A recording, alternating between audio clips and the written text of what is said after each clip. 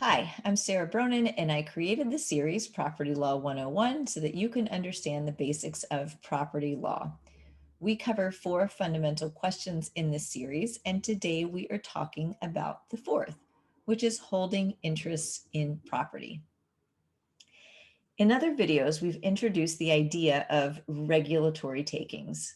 So these occur when government enacts or enforces or administers a regulation, whether that's a state statute or a local ordinance or an administrative agency rule, when those regulations impose such a burden on property that it is compensable pursuant to the takings clause of the Fifth Amendment. The key case setting forth the Supreme Court's tests on regulatory takings was Penn Central. In weighing whether a regulation affects a taking, the court in that case balanced 3 factors: the character of the government interest against the economic impact on and the reasonable investment-backed expectations of the property owner.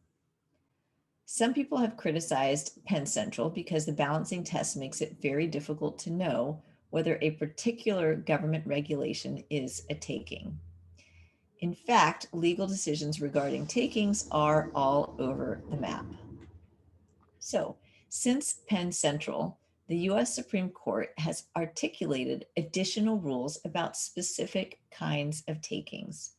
There are a few rules, which we call the per se rules or the categorical rules, that attempt to establish clearer standards for takings. The first categorical rule, so we'll go through a few of these. The first one was created just 4 years after Penn Central in the Loretto case in 1982. Again, we cover that case in greater detail in another video. In that case, state law mandated that property owners give up some of their real estate for cables installed by cable companies and used to bring that then newfangled service to property owners and their tenants.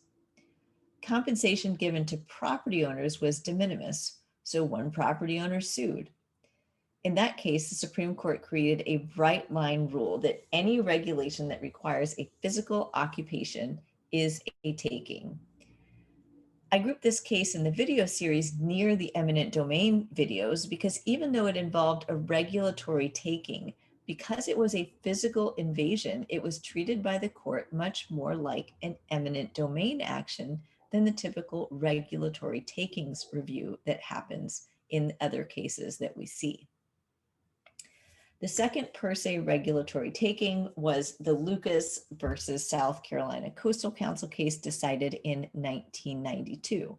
Again, this is covered in greater detail in another video, but briefly, the case involved a beachfront homeowner who had been prevented from building a house because of a state law curbing development on eroding beaches.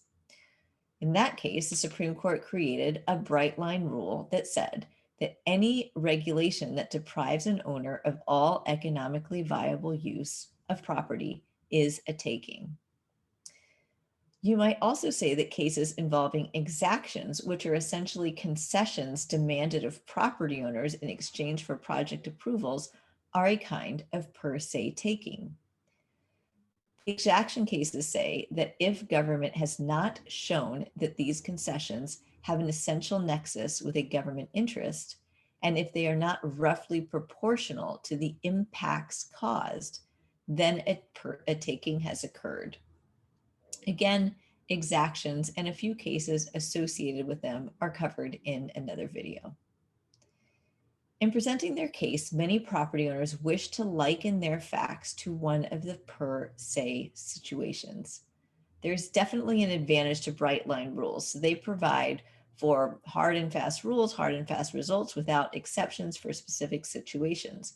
So if you are a plaintiff property owner, you figure that if you can get your facts to match, you will know what the ultimate result in the case is.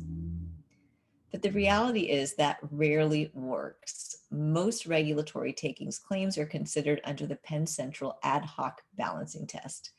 Decisions are made on a case-by-case basis, sometimes completely lacking in consistency.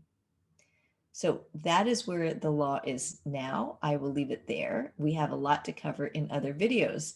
I'd love to connect with you on Twitter or through my website where you can sign up to my mailing list. And I will see you next time.